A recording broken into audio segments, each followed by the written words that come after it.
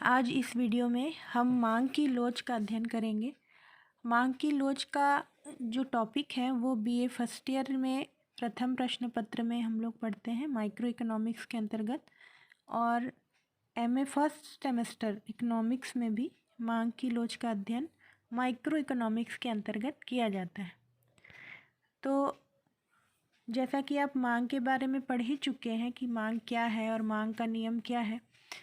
मांग की लोच का अध्ययन करने से पहले हमको मांग और मांग के नियम के बारे में थोड़ी सी जानकारी होनी चाहिए कि किसी निश्चित समय पर निश्चित कीमत पर किसी वस्तु की जितनी मात्रा क्रय करने की इच्छा व्यक्त की जाती है वो उस वस्तु की मांग होती है।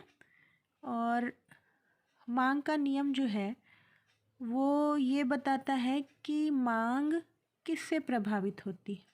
ऐसे कौन कौन से तत्व हैं जो मांग को प्रभावित करते हैं, ये भी हम लोग पढ़ चुके हैं कि बहुत सी ऐसी बातें जो मांग को प्रभावित करते हैं, जिसमें सबसे महत्वपूर्ण हम कीमत को मानते हैं, फिर आय को मानते हैं, जनसंख्या है, अन्य वस्तुओं की कीमतें हैं, रुचि है, फैशन है। ये सब जो है वो मांग को प्रभावित करती हैं, और इनका और जो मांग का संबंध होता है वो मांग फलन कहलाता है। लेकिन मुख्यतः जो मांग है वो कीमत से प्रभावित मानी जाती है।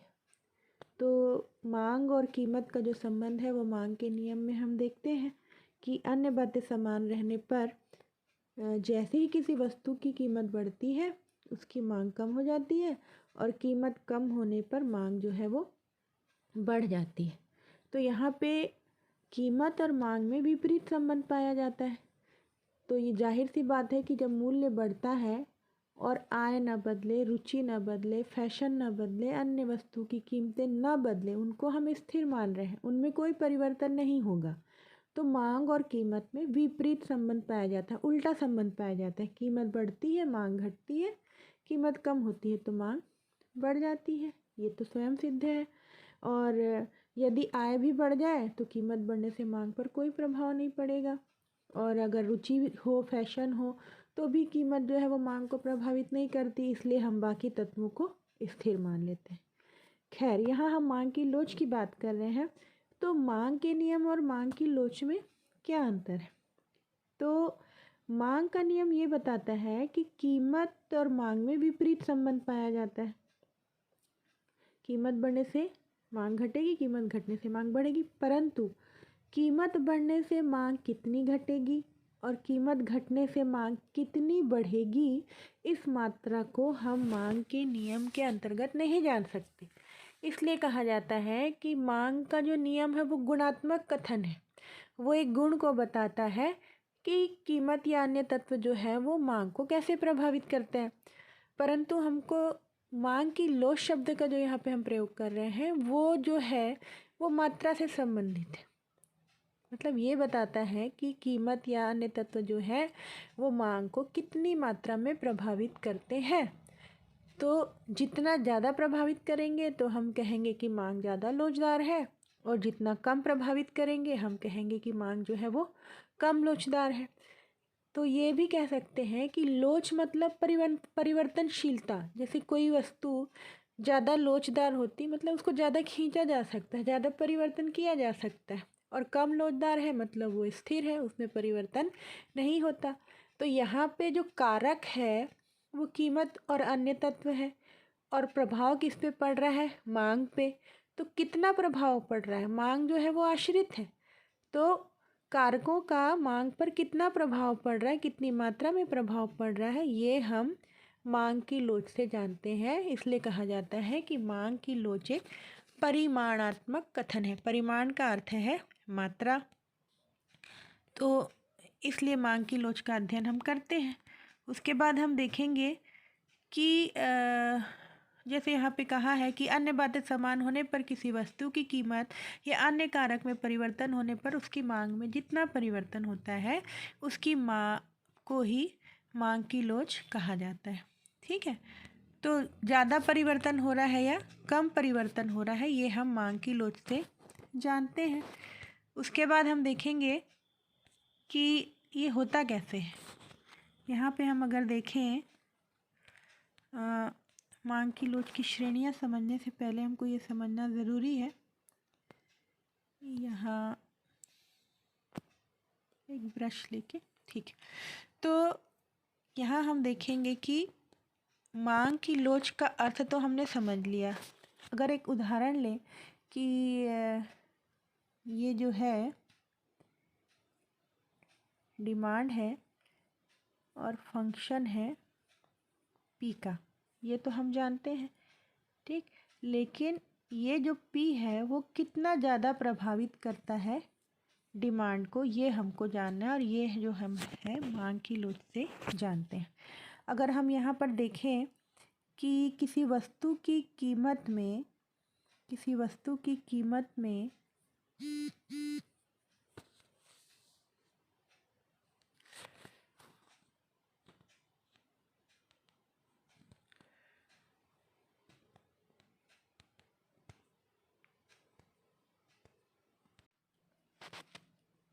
जैसे यदि किसी वस्तु की कीमत में परिवर्तन होता है, हम इसको पी लेते हैं, और कीमत में मान लो कि 2% परिवर्तन हुआ, जिसके कारण डिमांड में 4% परिवर्तन हुआ।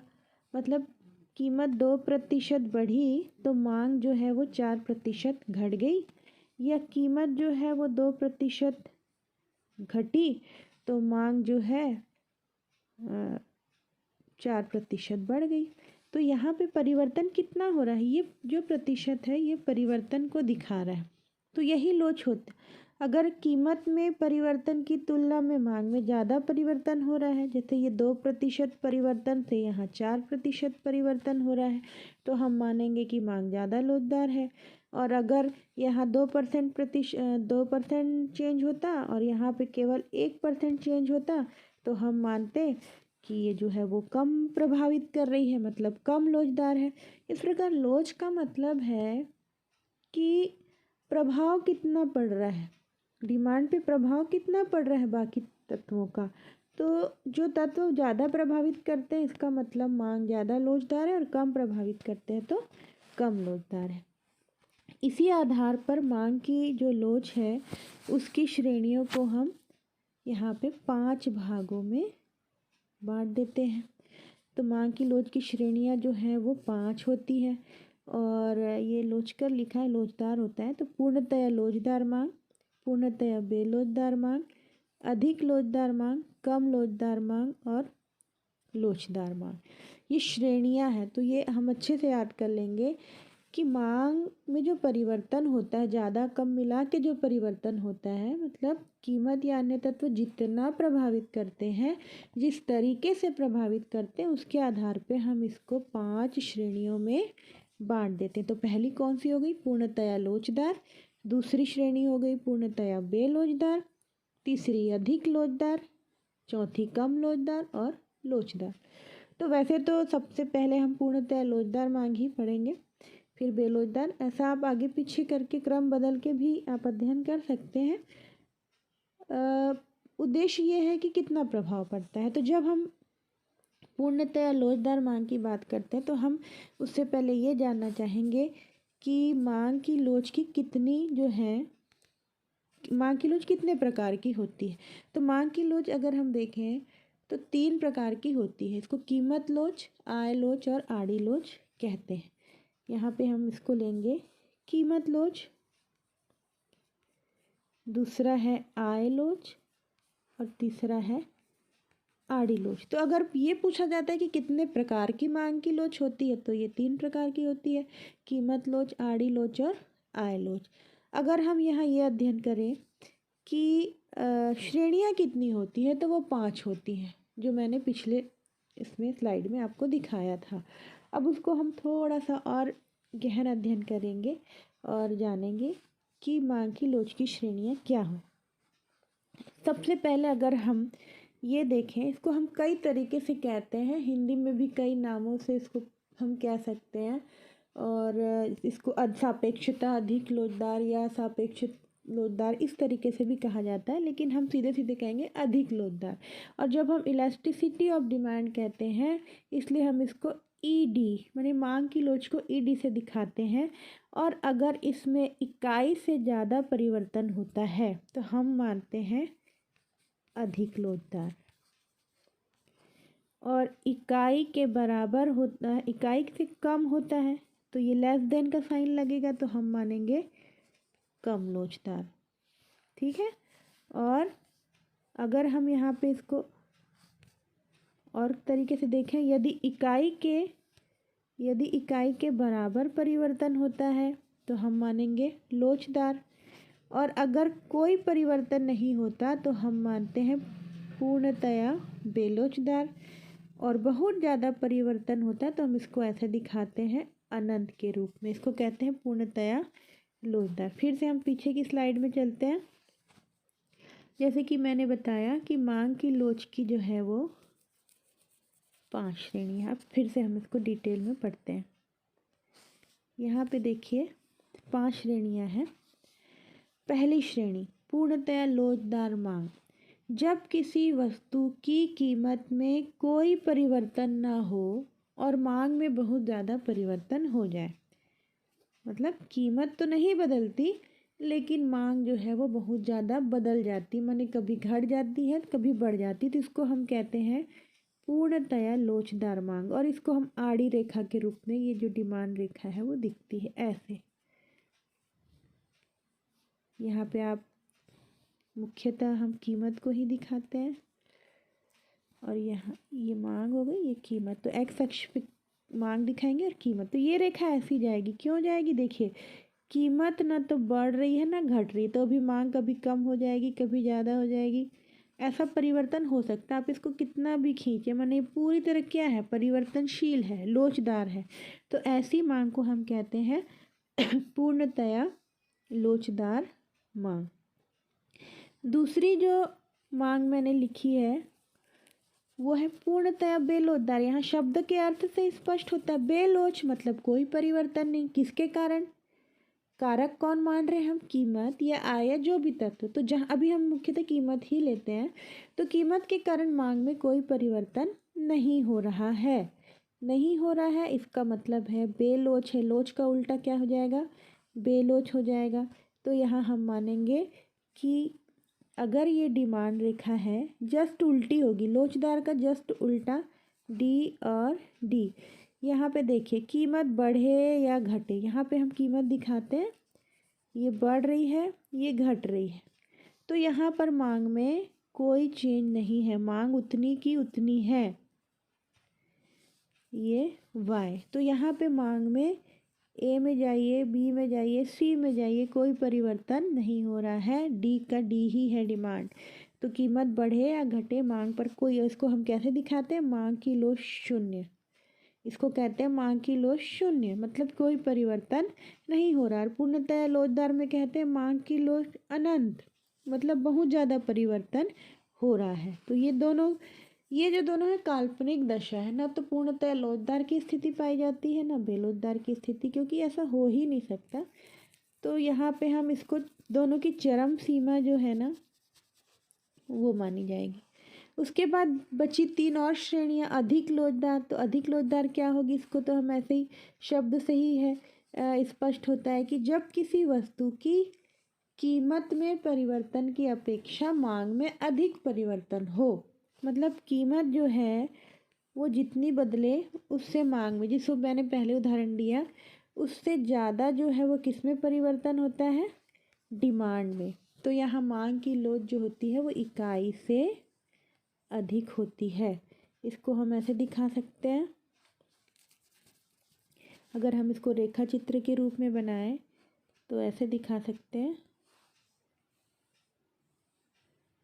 यहाँ पे हम कीमत अगर लें वाई अक्ष पे, तो ये कीमत का भाग हो गया वाई, और ये वाला भाग बड़ा रहेगा और ये वाला भाग छोटा रहेगा। तो यहाँ P से P1 कीमत हुई, तो जो मांग है वो D1 से क्या हो गई?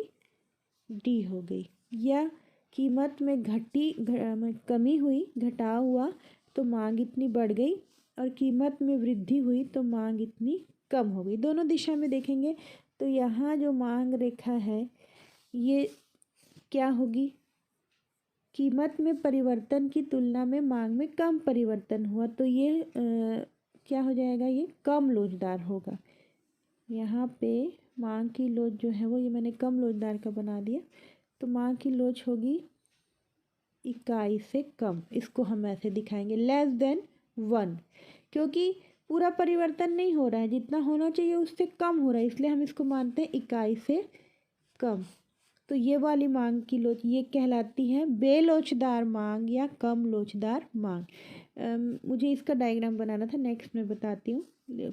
कम लोचदार मांग का मतलब होता है जिस अनुपात में कीमत में परिवर्तन होता है उससे कम अनुपात में मांग में परिवर्तन होता है। मतलब अगर कीमत में 2% का परिवर्तन हुआ तो मांग में 1% का परिवर्तन हो रहा है डिमांड में, तो यहाँ पे मांग की लोच कम लोचदार कहलाएगी या बेलोचदार कहलाएगी, बेलोचदार कहलाएगी। और यहाँ ऐसा हम इसको दर्शाएंगे कि 1 से कम है।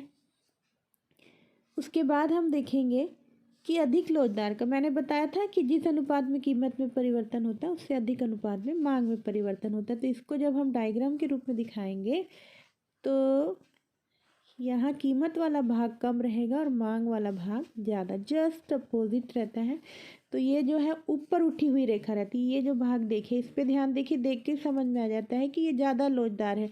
इसके पहले वाला मैंने ऐसे बनाया था, ये वाला भाग छोटा बड़ा और ये वाला भाग छोटा, तो यहाँ रेखा झुकी हुई रहती है। याद रखिए, रेखा चित्र देख के ही समझ में आ जाएगा कि रेखा झुकी हुई है। झुकी हुई है माने बेलोचदार, उठी हुई है मतलब लोचदार। तो ये कीमत P से P1 हो गई और ये D से D1। तो ये वाला भाग जो है अधिक लोचदार में बड़ा रहेगा और ये वाला छोटा रहेगा। इसमें जितना चेंज हुआ उससे ज़्यादा इसमें चेंज हुआ, और इसमें ज़्यादा चेंज हुआ और इसमें कम चेंज हुआ। तो यहाँ मांग की लोच हो गई इकाई से कम और यहाँ मांग की लोच हो गई इकाई से ज़्यादा। तो इस प्रकार इसका रेखा चित्र बनाया जाता है। और लोचदार मांग का मतलब बीच की स्थिति, बीच की स्थिति में हम देखेंगे कि जितना कीमत में परिवर्तन होता है उतना ही मांग में। तो डायग्राम कैसा बनेगा इसका, अगर हम देखें यहाँ पे तो जिस अनुपात में कीमत बदल रही है उसी अनुपात में मांग में, तो ये दोनों जो भाग हैं ये बराबर बराबर रहेंगे। तो मांग रेखा ऐसी रहती है। यहाँ पे हम आप जानते ही हैं क्या दिखाते हैं, कीमत, और यहाँ पे मांग। तो यहाँ मांग की लोच कहलाती है इकाई के बराबर। मतलब जितनी कीमत बदल रही, माने कीमत इतनी बढ़ी तो मांग इतनी घट गई, कीमत इतनी घटी तो मांग इतनी बढ़ गई। तो दोनों में बराबर परिवर्तन होता है, किसमें, कीमत में और मांग में। तो वहाँ मांग की लोच होती है इकाई के बराबर। अब इसी परिवर्तन के आधार पे हम देखेंगे कि जो मांग की लोच है उसकी श्रेणियाँ तो 3 हो गई, लेकिन जो प्रकार हैं वो 3 होते हैं, कीमत लोच, आय लोच और आड़ी लोच। तो कीमत लोच के बारे में हम लोगों ने पढ़ा कि कीमत के कारण यदि मांग प्रभावित होती, बाकी तत्व अगर स्थिर हों तो वह उसे मांग की कीमत लोच कहते हैं। मतलब यदि आय ना बदले, अन्य कारक कौन कौन से होते हैं, आय ना बदले और जनसंख्या ना बदले, फैशन और रुचि ना बदले, सब स्थिर रहे और केवल P जो है वो पूरा इफेक्ट डाले D पे और कोई कारक ना डाले, तो वहाँ पे कीमत लोच कहलाती। तो जो 5 श्रेणियां हम लोगों ने पढ़ी वो कीमत के आधार पे ही पढ़ी, तो उसके आधार पे मांग की कीमत लोच की 5 श्रेणियां हो जाती हैं। अधिक लोचदार मांग, कम लोचदार मांग, बराबर इकाई के बराबर लोचदार मांग, पूर्णतया लोचदार मांग और पूर्णतया बेलोचदार मांग। तो ये हो गई 5 श्रेणियाँ। तो अगर परीक्षा में आता है, कई बार बीए की परीक्षा में पूछा जाता है कि मांग की कीमत लोच की श्रेणियों को समझाइए, तो 5 लोच जो मैंने अभी बताई वो कीमत लोच के अंतर्गत ही आती है। तो यहाँ जो है वो P जो है वो D को प्रभावित करता है, बाकी आय है और पॉपुलेशन है, इंटरेस्ट है, अन्य वस्तुओं की कीमत है, ये प्रभावित नहीं करती है। कितना प्रभावित करती है, माने कीमत मांग को कितनी मात्रा में प्रभावित करती है, उसको हम कीमत लोच से जान सकते हैं। मांग के 3 प्रकार होते हैं, कीमत मांग, आय मांग और आड़ी मांग। उसी प्रकार मांग की लोच के 3 प्रकार होते हैं, कीमत लोच, आय लोच और आड़ी लोच। तो उसी आधार पे कीमत लोच, आय लोच और आड़ी लोच को बांटा गया है। तो हम यहाँ पे देखेंगे कि नेक्स्ट क्या है, नेक्स्ट है, मैंने क्या बताया था, आय लोच। तो यहाँ पे सिंपल है कि यदि मांग की जो है लोच कीमत से प्रभावित ना हो, अन्य तत्वों से प्रभावित ना हो, आय से प्रभावित हो, आय से प्रभावित हो, जो डिमांड है वो फंक्शन हो आय का, कितना प्रभावित हो जब हम जानते हैं तो वहाँ मांग की आय लोच होती है। मतलब यदि अन्य बातें समान रहने पर, आय में परिवर्तन होने पर कीमत मांग पर जो प्रभाव पड़ता है, जितना प्रभाव पड़ता है उसकी माप को ही मांग की आय लोच कहते हैं। तो आय का प्रभाव कितना पड़ता है ये जानने के लिए आय लोच को देखा जाता है। इसके बारे में हम डिटेल में पढ़ेंगे कि इसकी माप कैसे होती है, आय लोच की श्रेणियाँ कौन कौन सी हैं और आड़ी लोच की श्रेणियाँ। अभी हम इस वीडियो में केवल अर्थ जानते हैं। तो यहाँ पे हम देखेंगे कि तीसरी जो है वो है आड़ी लोच। आड़ी जिसको क्रॉस इलास्टिसिटी भी कहते हैं। क्रॉस इसलिए कहते हैं कि ये पहली बात, ये दो वस्तुओं की कीमत और मांग के बीच संबंध को बताता है।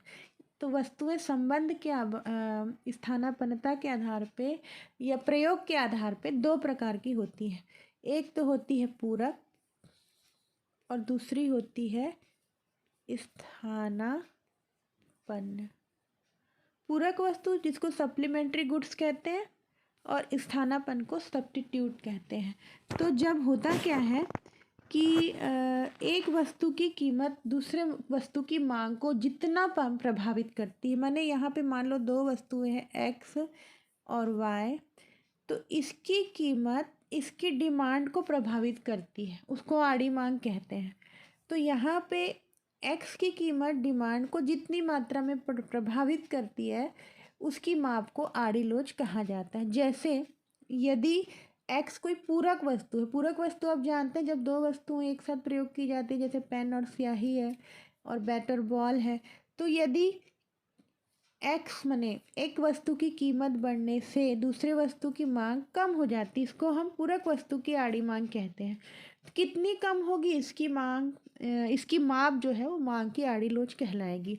और दूसरी जो प्रतिस्थानापन्न वस्तु है, स्थानापन्न वस्तु है, उसमें देखो पूरक वस्तु में एक वस्तु की कीमत और दूसरी वस्तु की मांग में विपरीत संबंध पाया जाता है, और स्थानापन्न वस्तु में एक वस्तु की कीमत बढ़ी है ये, तो दूसरी वस्तु की जो मांग है, जो डिमांड है वो बढ़ जाती है। जैसे चाय और कॉफ़ी, चाय की कीमत बढ़ेगी तो कॉफ़ी की मांग बढ़ेगी, लेकिन चाय की कीमत बढ़ने से कॉफ़ी की मांग में कितना परिवर्तन होता है ये हम किससे जानते हैं, मांग की आड़ी लोच से जानते हैं। तो आड़ी लोच क्या है, आड़ी लोच ये बताता है कि 2 संबंधित वस्तुओं की कीमतों में एक वस्तु की कीमत में परिवर्तन का दूसरे वस्तु की मांग पर कितना प्रभाव पड़ता है, इसको हम मांग की आड़ी लोच से जान सकते हैं, और इसकी माप है मांग की आड़ी